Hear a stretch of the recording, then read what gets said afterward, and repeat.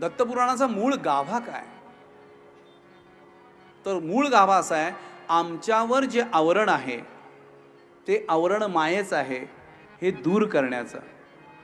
आम्हाला जी वासना आहे, कामना आहे, ज्याच्यामधून आम्हाला अपत्य प्राप्त होतात, ही वासना, ही कामना या दत्तपुराणातनं पूर्णपणे व्यवस्थित व्याख्येनुसार सांगितलेली आहे.